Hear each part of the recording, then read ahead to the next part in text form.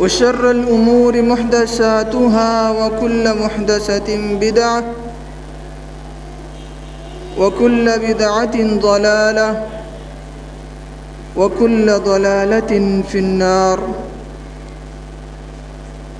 قال الله تبارك وتعالى في القرآن المجيد والفرقان الحميد: أعوذ بالله السميع العليم من الشيطان الرجيم من همزه ونفخه ونفسه. بسم الله الرحمن الرحيم: والفجر وليال عشر.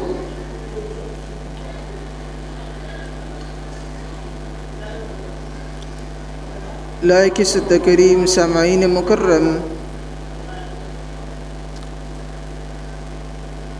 اللہ رب العزت ہم سب کے خالق و مالک اور رازق ہیں. وہی ذات قادر مطلق بھی ہے جس ہستی نے ہماری رشد و ہدایت کے لیے انبیاء کرام اور رسول معظم کا انتخاب کر کے ان کا تسلسل جاری و ساری بنایا.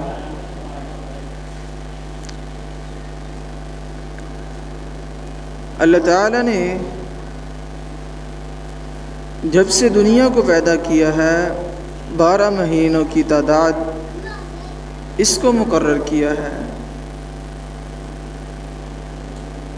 یہ 12 مہینے، ان میں سے 4 مہینوں کو اللہ تعالیٰ نے افضل اور اعلیٰ بنایا ہے.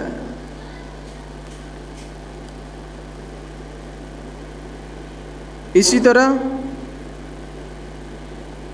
ذو الحجہ کا مہینہ یہ وہ مہینہ ہے جو 12 مہینوں کے آخر میں آتا ہے، اور اس مہینے کے پہلے 10 دنوں کی اللہ تعالیٰ نے بہت ہی زیادہ فضیلت بیان کی ہے،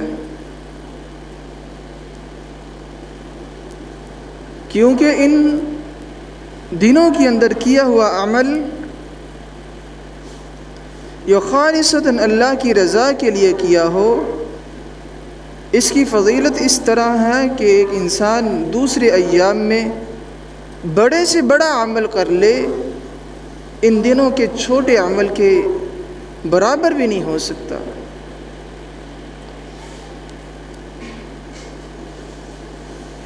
سیدنا جابر رضی اللہ تعالی عنہ بیان کرتے ہیں، اللہ کے رسول صلی اللہ علیہ وسلم نے فرمایا: افضل ایام الدنیا ایام العشر یعنی ذی الحجہ.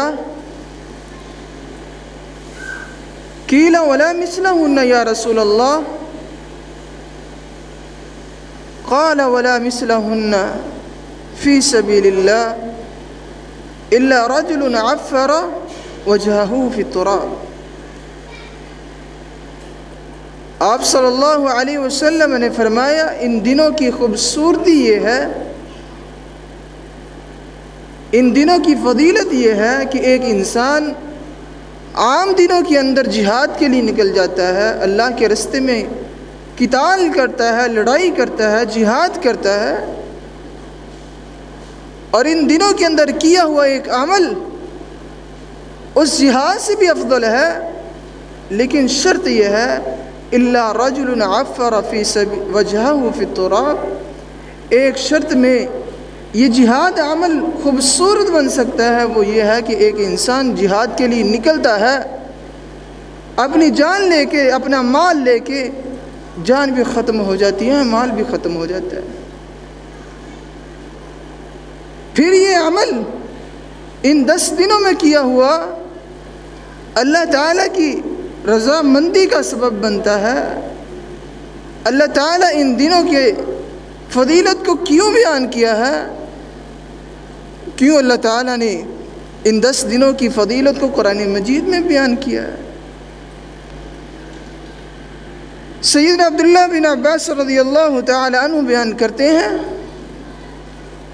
اللہ کے رسول صلی اللہ علیہ وسلم نے فرمایا: ما من ایام الصالح فيها أحب إلى الله من هذه الأيام العشر يعني ذی الحجہ۔ اللہ کے رسول صلی اللہ علیہ وسلم نے فرمایا ان دنوں کے چھوٹے سے عمل کو بھی اللہ تعالیٰ اتنا کیوں افضل بیان کیا ہے؟ کیوں اللہ تعالیٰ ان 10 دنوں کے اندر کیے ہوئے عمل کو خوبصورت سمجھتے ہیں اور اللہ تعالیٰ پسند کرتے ہیں؟ ایک انسان ان 10 دنوں کے اندر چھوٹی سی نیکی بھی کرتا ہے اور وہ نیکی اس قدر خوبصورت ہوتی ہے، فرمایا الا رجل خرج بنفسه وماله ثم لا يرجع بذلك من شيء۔ ایک انسان ان 10 دنوں کی نیکی کو کرتا ہے، ایک انسان اللہ کے راستے میں جہاد کرتا ہے، وہ جہاد کس طرح کا کرتا ہے؟ مال بھی اللہ کے راستے میں قربان کر دیتا ہے، اپنی جان بھی قربان کر دیتا ہے۔ امام ابن حجر العسقلانی رحمۃ اللہ علیہ فتح الباری کے آخر میں ایک بات بیان کرتے ہیں، قول نقل کرتے ہیں، فرمایا والذی یظہر ان السبب فی امتیاز عشر ذی الحجۃ لإجماع الأمهات العبادة وهي الصلاة والصدقة والحج ولا يتعدى ذلك في غيره۔ امام ابن حجر العسقلانی رحمۃ اللہ علیہ بیان کرتے ہیں ان 10 دنوں کی اللہ تعالیٰ نے فضیلت اس لیے بیان کی ہے، ان 10 دنوں کی فضیلت کا امتیاز اور سبب یہ ہے کہ ساری بڑی عبادتیں لجماع الامہات العبادہ، جتنی بھی خوبصورت عبادتیں ہیں، روزہ اس میں ہے، صدقہ ہے تو ان دنوں میں ہے، نماز ہے تو اس دنوں میں ہے، حج ہے، پورے سال کے اندر کوئی انسان حج نہیں کر سکتا، حج بھی اللہ تعالیٰ نے رکھا ہے تو اس مہینے کے اندر رکھا ہے، ان دنوں کے اندر رکھا ہے، اس لیے ان 10 دنوں کو اللہ تعالیٰ نے فضیلت بیان کی ہے۔ ان دنوں کو اللہ تعالیٰ نے دوسرے ایام پر فضیلت دی ہے، وَلَا يَتَعَدَّى ذَلِكَ فِي غَيْرِهِ، اور یہ 4 عمل اور کسی مہینے میں جمع نہیں ہو سکتے۔ انسان باقی مہینوں کے اندر روزے رکھ سکتا ہے، نماز پڑھ سکتا ہے، صدقہ و خیرات کر سکتا ہے، لیکن حج جیسی خوبصورت عبادت نہیں کر سکتا، کر سکتا ہے تو صرف اس مہینے کے اندر کر سکتا ہے۔ اور رسول اللہ صلی اللہ علیہ وسلم نے فرمایا ان دنوں کے اندر جو انسان روزہ رکھتا ہے اس روزے کی بھی اللہ تعالیٰ نے فضیلت بہت رکھی ہے۔ ما من عبد یصوم یوما فی سبیل اللہ الا بعد اللہ بذلک اليوم وجهه عن النار 70 خریفا۔ جو انسان ایک روزہ رکھتا ہے، ان دنوں کے اندر رکھتا ہے، ذو الحجہ کے مہینے کے اندر رکھتا ہے یا کوئی اور مہینے کے اندر رکھتا ہے، اللہ تعالیٰ بذلک اليوم، اللہ تعالیٰ اس دن کی وجہ سے، اس روزہ رکھنے کی وجہ سے اللہ تعالیٰ اس انسان کو 70 سال کی مسافت اتنا دور جہنم سے کر دیتے ہیں۔ ایک انسان 70 سال تک سفر کرتا رہے اور جس جگہ پر پہنچے گا اتنا اللہ تعالیٰ اس انسان کو جہنم سے دور کر دیتے۔ یہیں پر نہیں بلکہ اللہ کے رسول صلی اللہ علیہ وسلم نے فرمایا، اللہ تعالیٰ فرماتی ہے، حدیث قدسی ہے، الصوم لی وانا اجزی بہ، روزہ میرے لیے ہے اور اس کی جزا و سزا بھی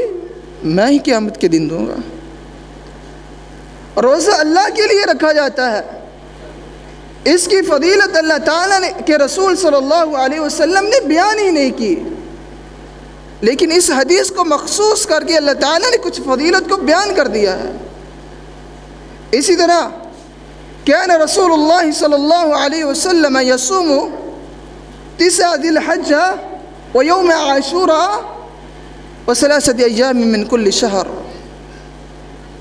رسول اللہ صلی اللہ علیہ وسلم کے بارے میں سیدنا عائشہ رضی اللہ تعالی عنہ بیان کرتی ہیں کہ آپ صلی اللہ علیہ وسلم کہاں کہاں روزہ رکھا کرتے، کب کب روزہ رکھا کرتے۔ یصوم 9 ذی الحجہ اللہ کے رسول صلی اللہ علیہ وسلم جب ذی الحجہ کا چاند نظر آ جاتا، چاند کی دعا پڑھتے،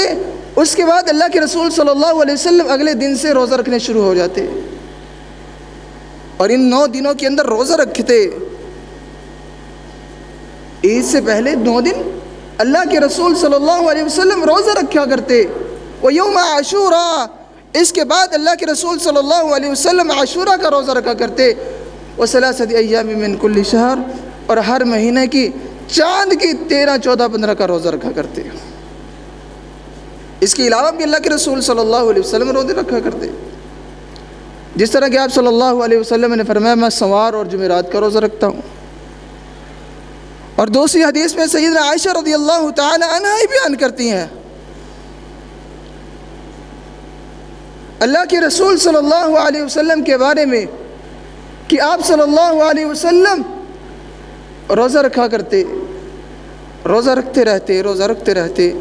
حتیٰ کہ ہم گمان کرتے کہ اللہ کے رسول صلی اللہ علیہ وسلم کبھی روزہ نہیں چھوڑیں گے، پھر آپ صلی اللہ علیہ وسلم روزہ چھوڑ دیتے اور چھوڑتے جاتے، حتیٰ کہ ہم گمان کرتے کہ اللہ کے رسول روزہ نہیں چھوڑیں گے، نہیں رکھیں گے، پھر آپ صلی اللہ علیہ وسلم روزہ رکھ لیتے۔ یہ فضیلت اللہ کے رسول صلی اللہ علیہ وسلم نے بیان کی ہے، ان 9 دنوں کے اندر روزہ رکھنا مستحب ہے۔ اور دوسری حدیث اللہ کے رسول صلی اللہ علیہ وسلم نے فرمایا صوم یوم عرفۃ احتسب علی اللہ ان یکفر السنۃ قبلہ ولا بعدہ، آپ صلی اللہ علیہ وسلم نے فرمایا جو انسان یوم عرفہ، جس دن حاجی میدان عرفہ میں اندر جمع ہوتی ہے، اس دن کا بھی روزہ رکھتا ہے، جو انسان رکھتا ہے اللہ تعالیٰ اس کو 2 سال کے گناہوں کو معاف کر دیتے ہیں۔ ایک وہ سال جو اس کی زندگی کا گزرا ہوا ہو، ایک وہ سال جو اس کی زندگی کا بعد والا ہے، ان دونوں سالوں کے اللہ تعالیٰ گناہ معاف کر دیتے ہیں۔ صرف نفلی عبادت کرنے سے ثواب نہیں، یا جو انسان کے اوپر اللہ تعالیٰ نے عبادت فرض کی ہے اس کو کرنے میں ثواب نہیں، بلکہ ان دونوں عبادتوں کا خیال رکھنا چاہیے، ان دونوں عبادتوں کو کرنا چاہیے۔ نفلی عبادت کو اس وجہ سے نہیں چھوڑنا، ان 9 روزوں کی اس وجہ سے نہیں چھوڑنا کہ اللہ کے رسول صلی اللہ علیہ وسلم نے کون سے فرض کیے ہیں، کیونکہ اللہ کے رسول صلی اللہ علیہ وسلم کی حدیث ہے، اللہ تعالیٰ بیان کرتے ہیں ان اللہ تعالی من عاد لی ولیا فقد آذنتہ بالحرب، اللہ کہتے ہیں جو میرے دوست کے ساتھ جس سے محبت کرتا ہوں، جس سے پیار کرتا ہوں، اس سے دشمنی رکھنے والا میں اس کے خلاف اعلان جنگ کروں گا۔ اور انسان سے اللہ تعالیٰ اس وقت محبت کرتے ہیں جب وہ نفلی عبادت بھی کرتا ہو، فرضی عبادت بھی کرتا ہو، نفلی عبادت بھی اس کی زندگی کا معمول ہو اور فرضی بھی عبادت اس کا معمول ہو۔ پھر اللہ تعالیٰ کہتے ہیں وَسَمْعُ الَّتِي يَسْمَعُ بِي، میں اس کا کان بن جاتا ہوں جس سے محبت کرتا ہوں، پھر اس کان کی وجہ سے وہ انسان اپنی گناہ نہیں کرتا، اس کان کے ذریعے بدفحاشی نہیں سنتا، وَبَصَرُهُ الَّذِي يُبْصِرُ بِهِ، میں اس کی آنکھ بن جاتا ہوں، پھر یہ آنکھ اللہ کی حکمت و دانائی کے ساتھ کام کرتی ہے، اللہ کے حرام کردہ چیزوں کو نہیں دیکھتی۔ وَقَدَمُ الَّذِي يَمْشِي بِهِ، اللہ تعالیٰ کہتے ہیں میں اس کا قدم بن جاتا ہوں، یہ پھر یہ انسان کے قدم اللہ کی نافرمانی کی طرف، اللہ کی اس منع کرتا ہوا چیزوں کی طرف نہیں اٹھتے۔ اور اس طرح اللہ کے رسول صلی اللہ علیہ وسلم نے فرمایا وَيَدَهُ الَّتِي يُبْطِشُ بِهِ، پھر اللہ تعالیٰ کہتے ہیں میں اس کے ہاتھ بن جاتا ہوں، پھر یہ ہاتھ اللہ کی نافرمانی والی چیزوں کو ہاتھ نہیں لگاتے۔ اسی طرح یہ انسان کی زندگی خوبصورت گزر جاتی ہے، اللہ کے حکم کے مطابق گزر جاتی ہے۔ اور اللہ کے رسول صلی اللہ علیہ وسلم نے فرمایا، سیدنا عبداللہ بن عمر رضی اللہ تعالی عنہ بیان کرتے ہیں اللہ کے رسول صلی اللہ علیہ وسلم نے فرمایا ما من ایام العظم عند اللہ ولا احب الیہ منہن من هذه الایام العشرہ فاکثروا فیہن من التحلیل والتکبیر والتحمید۔ سیدنا عمر رضی اللہ تعالیٰ عنہ بیان کرتے ہیں اللہ کے رسول صلی اللہ علیہ وسلم نے فرمایا عشرہ ذو الحجہ کی یہ 10 دن انتہائی خوبصورت دن ہے، کوئی بھی ایسے دن نہیں ہے جو اللہ تعالیٰ کو ان سے زیادہ پسند ہو۔ رمضان المبارک کی فضیلت اپنی جگہ، لیکن ان 10 دنوں کی فضیلت اللہ تعالیٰ نے رمضان سے بھی افضل بنائی ہے۔ یہ 10 دن اللہ کے رسول صلی اللہ علیہ وسلم ان دنوں میں فَأَكْثِرُوا فِيهِنَّ مِنَ التَّحْلِيلِ وَالتَّكْبِيرِ وَالتَّحْمِيدِ، زیادہ سے زیادہ سبحان اللہ پڑھتے، الحمدللہ پڑھتے، لا الہ الا اللہ پڑھتے، اللہ اکبر پڑھتے۔ اور آپ صلی اللہ علیہ وسلم نے فرمایا ان اللہ اصطفیٰ کلالۃ من ولد اسماعیل، اللہ تعالیٰ نے یہ اہم کام اپنے لیے چنا ہے۔ اللہ تعالیٰ اس کا ثواب ضرور انسان کو عطا کرتے ہیں۔ جو انسان سبحان اللہ پڑھتا ہے، الحمدللہ پڑھتا ہے، لا الہ الا اللہ پڑھتا ہے، اللہ اکبر پڑھتا ہے، سبحان اللہ، عشرون سیئۃ وحط سیئۃ، جو انسان سبحان اللہ کہہ دیتا ہے ایک مرتبہ، اللہ تعالیٰ اس کے 10 گناہوں کو معاف فرما دیتے ہیں اور 10 نیکیاں اس کے نامہ اعمال میں جاری کر دیتے ہیں۔ اور جو انسان الحمدللہ کہتا ہے والحمدللہ تملأ المیزان، اللہ تعالیٰ میزان بھر کر، وہ میزان جو آسمان اور زمین سے بڑا ہے، اللہ تعالیٰ اتنی نیکیاں اس میزان کے اندر بڑھ کر اس انسان کے نامہ اعمال میں داخل کر دیتے ہیں۔ اللہ اکبر، اللہ کے رسول صلی اللہ علیہ وسلم نے فرمایا جو انسان اللہ اکبر کہتا ہے، اللہ تعالیٰ اس کے بھی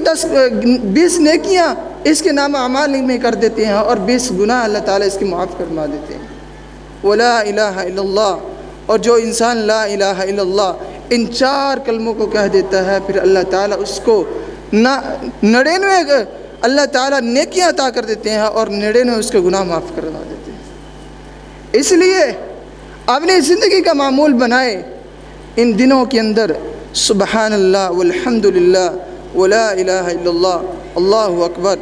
ان 4 کلموں کو ضرور پڑھیں، ان کو ضرور یاد کریں، جس کی وجہ سے اللہ تعالیٰ آپ کو اپنا محبوب بندہ بنا سکتے ہیں۔ اور یہی نہیں، اللہ کے رسول صلی اللہ علیہ وسلم نے فرمایا انا ظن عبدی بی وانا معه اذا ذکرنی واذا ذکرنی فی نفسی ذکرتہ فی نفسی۔ اللہ تعالیٰ کہتے ہیں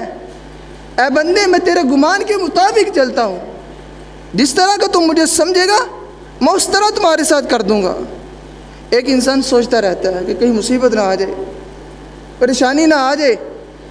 اس کی زندگی میں پریشانی آ جاتی ہے، کیونکہ اس کے ذہن کے اندر یہی ٹینشن ہے، گمان یہ ہے پریشانی نہ آ جائے، اس کے ذہن کے اندر یہ ہے کہ کہیں مجھے تکلیف نہ آ جائے، کہیں ایسا نہ ہو جائے، پھر وہ کام ہو جاتا ہے۔ یہ 100% گارنٹی شدہ بات ہے۔ زندگی کے اندر ایک کریل بنائیے، اپنی زندگی کے اندر ایک اس طرح کا قانون بنائیے کہ آپ ہمیشہ اپنی سوچ کو پازیٹیو رکھیں، ہمیشہ یہ سوچیں کہ میرے ساتھ کچھ نہیں ہوگا، میرے ساتھ کچھ نہیں ہوگا۔ انا عند ظن عبدی بی، اللہ تعالیٰ کہتے ہیں میں انسان کے گمان کے مطابق چلتا ہوں۔ اذا ذکرنی فی نفسی ذکرتہ فی نفسی، اگر انسان میرا ذکر اپنے دل کے اندر کرتا ہے، اپنے نفس کے اندر کرتا ہے، ذکرتہ فی نفسی، میں اللہ تعالیٰ اس کا ذکر اپنی جان میں کرتا ہوں۔ جو انسان اللہ کو یاد کرتا ہے، اللہ تعالیٰ کا حق ہے کہ اللہ تعالیٰ بھی اس سے یاد کرتے ہیں۔ وَإِذَا ذَكَرَنِي فِي نَفْسِي وَإِذَا ذَكَرَنِي فِي مَلَئٍ ذَكَرْتُهُ فِي مَلَئٍ خَيْرًا مِّنْهُمْ، پھر اللہ تعالیٰ کہتے ہیں جو انسان مجھے یاد کرتا ہے اپنے دوستوں کے درمیان، اس کے دوست بیٹھے ہیں، یار دوست بیٹھے ہیں، رشتہ دار بیٹھے ہیں، ان کو میری کوئی بات سنا دیتا ہے کہ اللہ تعالیٰ ہمارا بڑا مہربان ہے۔ اللہ تعالیٰ کہتی ہے میں اس کا ذکر فرشتوں کے اندر کر دیتا ہوں۔ اپنے اس بندوں کے اندر کر دیتا ہوں، اپنی اس مخلوق کے اندر کر دیتا ہوں خیرا منہم، جو انسانوں سے بہتر ہے۔ وَإِذَا أَتَانِي إِلَى شِبْرٍ، جب انسان میری طرف ایک بلشت آتا ہے، ایک بلشت میری طرف آتا ہے، چلتا ہے، یمشی إِلَى ذِرَاعًا، اللہ تعالیٰ کہتے ہیں میں اس کی طرف ایک ہاتھ آ جاتا ہوں۔ اور پھر جو انسان ایک ہاتھ اللہ کی طرف جاتا ہے، ذکرتہ، اللہ تعالیٰ اس کا ذکر ایک ہاتھ سے بھی زیادہ، اللہ تعالیٰ اس کو 2 ہاتھ آ جاتے ہیں، آگے بڑھ جاتے ہیں۔ وَإِذَا أَتَانِي بِشِبْرٍ، جو انسان چلتا ہوا اللہ کی طرف آتا ہے، ذکرتہ فی ملأ خیرا منہم، اللہ تعالیٰ اس کی طرف دوڑتے ہوئے آتے ہیں، میرا بندہ میرا بندہ۔ یہ ہماری خود قسمتی نہیں ہے، یہ ہماری اچھی عادت نہیں ہے کہ ہم اللہ کو بھول جاتے ہیں، اللہ کے ذکر کو بھول جاتے ہیں، اللہ کی یاد کو بھول جاتے ہیں۔ کبھی ہم نے دوستوں کے درمیان اللہ کو نہیں یاد کیا، کبھی اپنے نفس کے اندر اللہ کو نہیں یاد کیا۔ اللہ تعالیٰ ہمیشہ اچھا بدلہ دیتے ہیں۔ والفجر وليال العشر، جو انسان ان 10 دنوں کے اندر اچھا کام کرے گا، اللہ تعالیٰ اس کا بدلہ اچھا انسان کو عطا کریں گے۔ اور اس کے بعد آج کے خطبہ جمعۃ المبارک میں بیان کرنا چاہتا تھا قربانی کے حوالے سے کچھ باتیں جو بہت ضروری ہیں، کیونکہ چند ہی دن بعد قربانی عید الاضحیٰ کا دن ہے، آپ لوگوں نے قربانی کرنی ہے، اس کے بارے میں تھوڑی معلومات ہونی چاہیے، آپ کو پتہ ہونا چاہیے کہ کس طرح کا جانور خریدنا ہے اور کیا کیا کام آپ نے کرنے ہیں۔ ہر سال تو بتاتے ہیں لیکن آپ بھول جاتے ہیں، اس لیے ہمارا بتانا حق بنتا ہے۔ اس کے بارے میں سب سے پہلی بات یاد رکھیں کہ قربانی سنت ہے یا واجب۔ امام ترمذی رحمۃ اللہ علیہ انہوں نے قربانی کی حدیث کو ذکر کر کے آخر میں یہ بات نقل کی ہے، والعمل ان هذا عند اہل العلم ان الاضحیۃ لیست بواجب ولكن سنن من رسول اللہ۔ انہوں نے کہا ہے کہ یہ قربانی واجب نہیں بلکہ سنت ہے، لیکن یہ واجب ہو سکتی ہے اس انسان کے لیے جو صاحب استطاعت ہے، جس کے پاس قربانی کے لیے پیسے موجود ہیں لیکن اس کے باوجود بھی وہ قربانی نہیں کرتا، وہ انسان اللہ کے ہاں جرمدار ہے۔ لیکن جس کے پاس استطاعت نہیں ہے،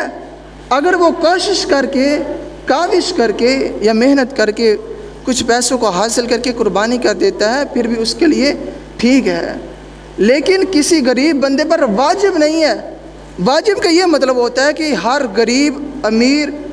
تندرست، بیمار، ہر طرح کے انسان پر اس چیز کو واجب کرنا، مقرر کرنا۔ لیکن سنت کا مطلب یہ ہے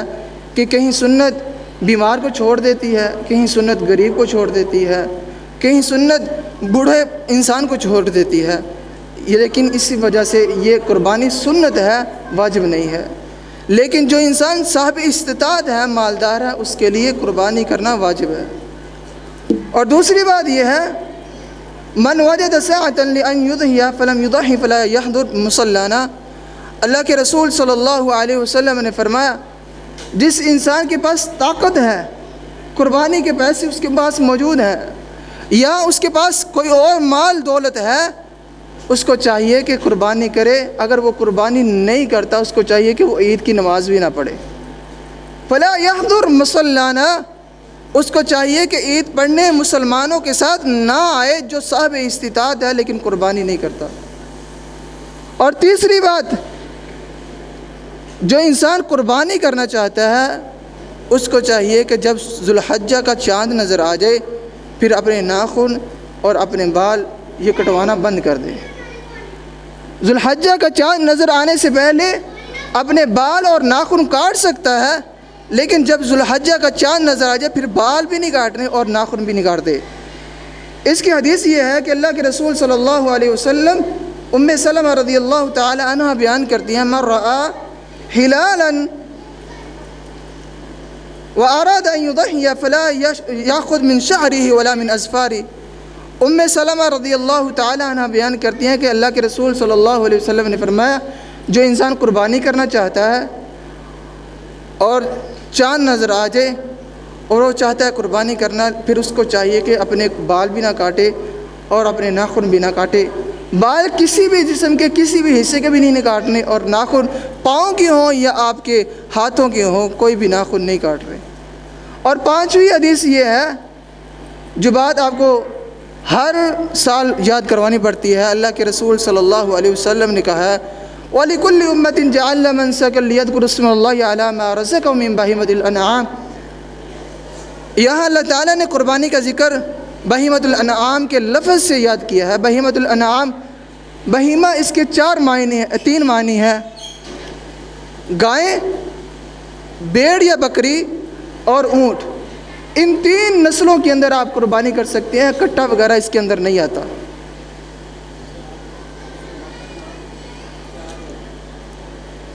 بکری، بیڑ، گائے اور اونٹ، ان چار جانوروں کی قربانی کر سکتے ہیں، اس کے علاوہ کوئی آپ نسل کی قربانی نہیں کر سکتے۔ وہ ہرن ہو یا اور کوئی چیز ہو، کٹا ہو یا کوئی بھی چیز ہو، اس کی قربانی آپ نہیں کر سکتے۔ اور چھٹی بات یہ ہے کہ اللہ کے رسول صلی اللہ علیہ وسلم نے فرمایا، برا بن عازب رضی اللہ تعالیٰ عنہ کرتے ہیں بیان کہ جو انسان قربانی کا جانور خریدے اس کو چیک کرنا چاہیے،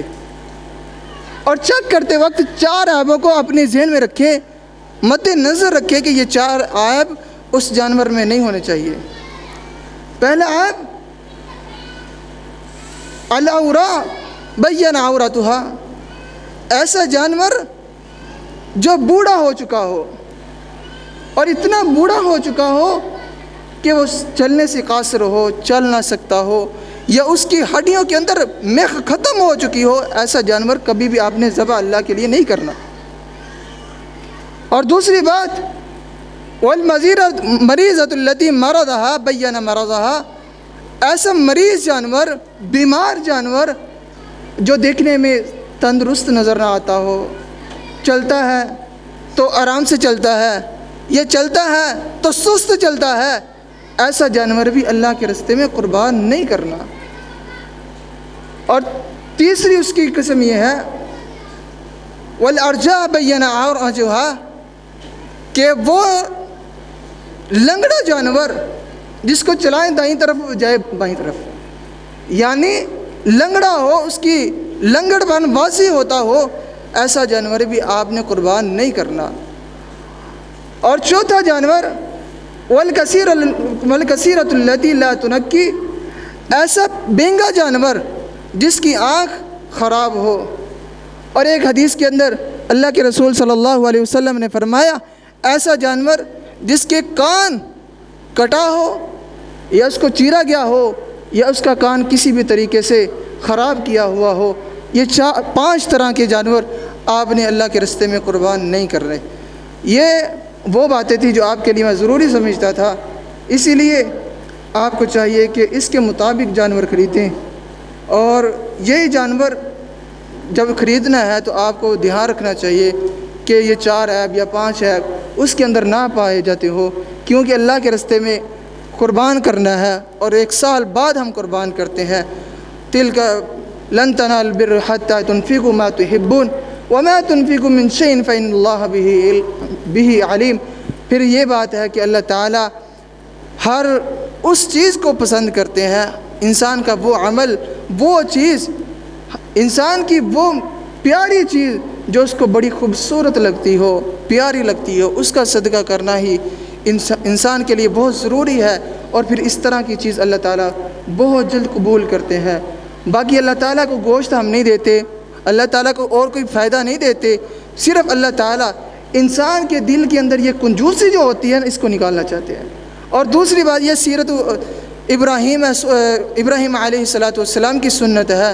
ابراہیم علیہ السلام کی سنت، آپ صلی اللہ علیہ وسلم نے بھی جانور قربان کیے ہیں اپنی زندگی کے اندر، ہمیں بھی قربان کرنا چاہیے۔ اللہ تعالیٰ ہمیں جو میں نے بیان کیا، آپ نے سماعت کیا، عمل کرنے کی توفیق عطا فرمائے، زندہ رکھے، اسلام پر خاتمہ بالایمان فرمائے۔ اللہ تعالیٰ مجھے اور آپ کو قرآن و سنت کے مطابق عمل کرنے کی توفیق عطا فرمائے۔ سبحان ربک رب العزت عما یصفون وسلام علی المرسلین والحمد للہ رب العالمین۔